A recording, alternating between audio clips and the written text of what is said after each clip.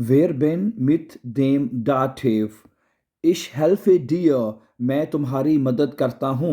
Ich folge dir, मैं तुम्हारी पैरवी करता हूँ या तुम्हें फॉलो करता हूँ।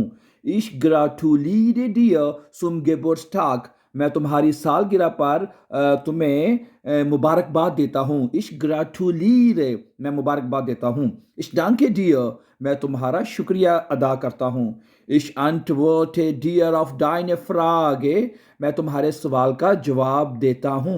Ich antworte dir auf deine Frage. Die Stadt gefällt mir, शहर मुझे बहुत पसंद है।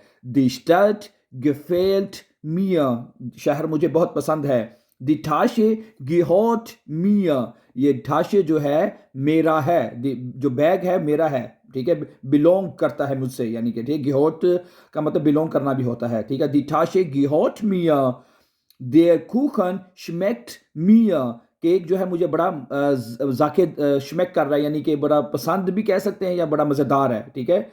Okay, der Kuchen schmeckt mir, मुझे बड़ा मज़ेदार लगा है। Die Hose passt mir, die Hose यानी जो पैंट है, passt mir, मुझे फिट है, पास्ट मने फिट है। Thank you and subscribe.